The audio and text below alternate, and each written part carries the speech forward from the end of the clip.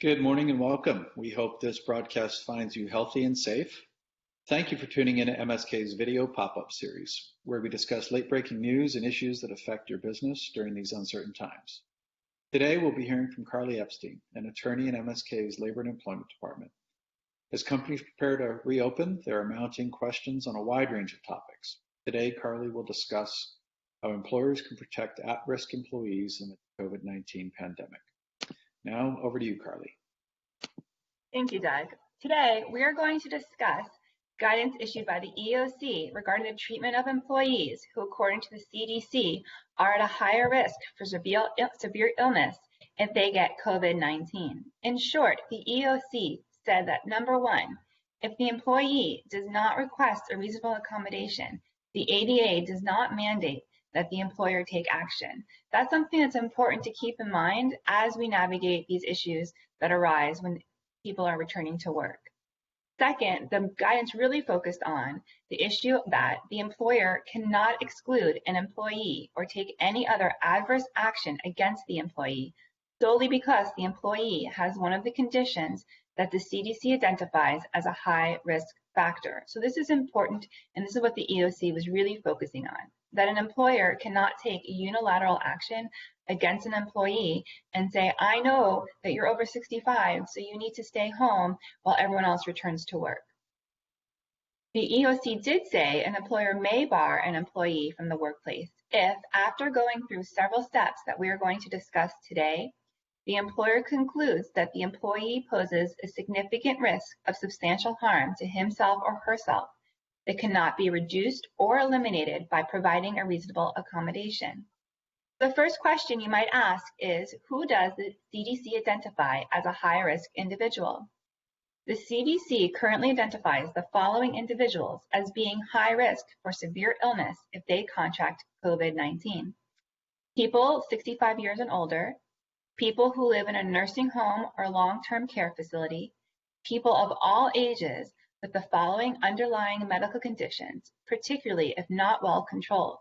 For example, people with chronic lung disease or moderate to severe asthma, people who have serious heart conditions, people who are immunocompromised, that means individuals undergoing cancer treatment, bone marrow or organ transplantation, immune deficiencies, poorly controlled HIV or AIDS or other types of diseases or treatments, people with severe obesity, people with diabetes, people with chronic kidney disease undergoing dialysis, and people with liver disease.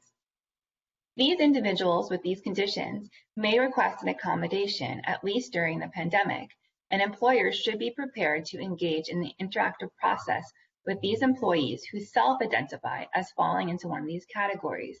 Now, this is a little bit different than what the EEOC was focusing on. The EEOC was focusing on unilateral action, not employees who are self-identifying themselves in those categories and seeking an accommodation. So what does it mean for employers who know that one or more of their employees fall into these categories? Should the employer tell its high-risk employee to not return to work? No. The answer is no. Not without conducting a direct threat analysis, and if necessary, engaging in the interactive process. The next question you may ask yourself is, when does an employee's disability pose a direct threat to him or herself? The direct threat requirement is a high standard to meet. Direct threat under the ADA means that there is a significant risk of substantial harm to the health or safety of the individual that cannot be eliminated or reduced by a reasonable accommodation. This assessment cannot be based solely on the condition being on the CDC's list. Instead, the direct threat determination must be based on 1, an individualized assessment of the employee's present ability to safely perform the essential functions of the job, and 2, a reasonable medical judgment that relies on the most current medical knowledge and/or the best available objective evidence.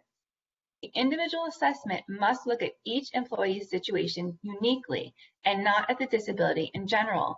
So this means if you know one of your employees has asthma, you can't automatically assume that they are a direct threat. You must look at the severity of the asthma, if it's well treated, if it's under control, because that will vary the risk that would occur or be present towards that employee.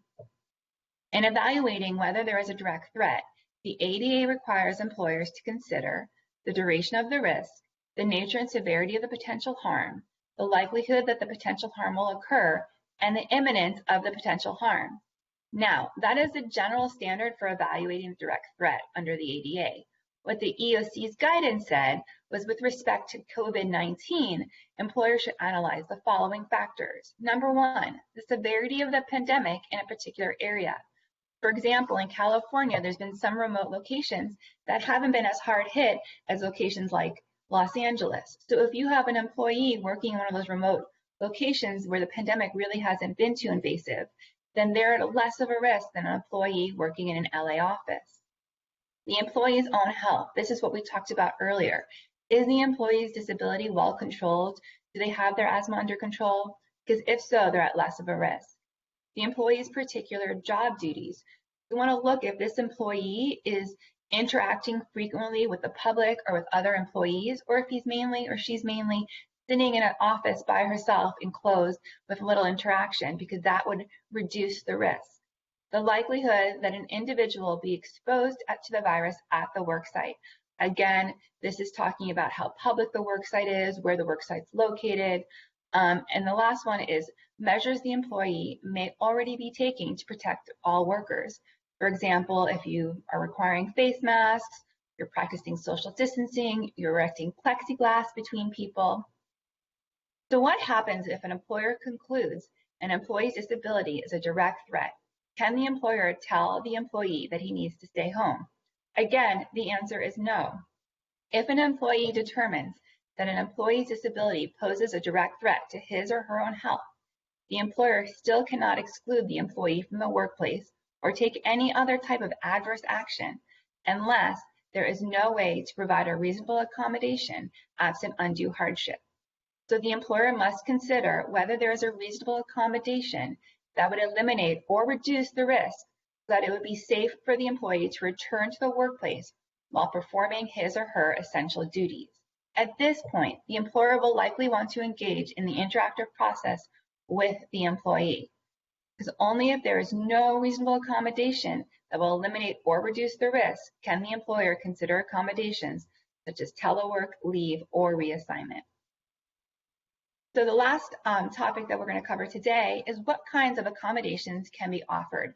So if either you have someone who's self-identifying into one of those CDC categories, or you're unilaterally deciding that someone falls into one of those categories. The first thing that is suggested by the EEOC is enhanced protective gowns, masks, gloves, or other gear beyond what the employer is already providing to its other employees.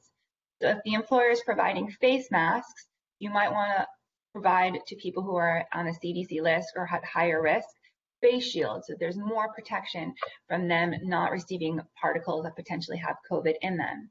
Additional or enhanced protective measures, that would be erecting barriers that separate the at-risk employee from other coworkers, whether it be by separating desks by 6 feet or erecting plexiglass. Another thing you can do is within your office space, designate one-way aisles so that people are not crossing paths and walking by each other. Substitution or elimination of marginal or non-essential job functions. These would be less critical or incidental job duties. For example, if someone has several job duties and one of their non-essential job duties is collecting or distributing the mail, you might want to reassign that job duty temporarily so that there's less interaction with the general public and in general work areas. Temporary modification of work schedules. It decreases contact with coworkers or the public when working or commuting. So if you have an employee who typically works from 9 to 6, you might want to stagger their schedule so they come in earlier and leave earlier, or come in later and leave later, so they're not commuting in a time like on a bus or on a subway where there's lots of other people around them. And then moving the location where the employee performs their work. For example, if they're working on a production line, instead of placing them in the middle, you would place them on an end. If they're in an open area, like an open desk area, you might want to temporarily move that employee into a self-contained office space with a closed door so that there's less air particles flying between them and other people. These are just examples. The EEOC is really encouraging employees and employers to be creative and flexible in developing reasonable accommodations during this pandemic. So the takeaways from today is as you develop your company's return to work plan, it's important to think about how you will address those employees that fall within the CDC's list of high-risk individuals. Will you run through these steps for those you believe might be high risk? Or in your return to work plan, will you create some kind of venue for those to self-identify with one of these disabilities? And by doing that, it might be beneficial because you will also open it up to those who maybe not on the list themselves, but live with someone who is on that list and still need to practice these types of extra social distancing, not just to protect themselves, but protect their person that lives at home with them that has one of these conditions. And important also is that once you are aware that this condition exists, that you engage in the interactive process with them. You should also remember that the direct threat standard, which is a standard when an employee is going to take unilateral action and prevent an employee from coming in, is a tough standard to meet. So companies should proceed with caution when taking this kind of action against any of their high-risk employees. That pretty much wraps it up for today. Back over to you, Doug. Great, thank you, Carly. And thank you all for joining MSK's video pop-up series today. These video sessions are intentionally brief without Q&A, and we hope you find them useful. We also must emphasize that the information provided is not considered legal advice, but a general overview, and each situation requires further and appropriate analysis. If you do have questions for Carly or need clarification on anything provided today, her information is currently on screen. And if you need additional guidance from anyone else on MSK's Reopen Rapid Response Team, please email reopen@msk.com. Keep an eye out for additional pop-up videos in the coming days and weeks, and more importantly, please continue to remain healthy, remain strong, and remain hopeful. Thank you, and goodbye.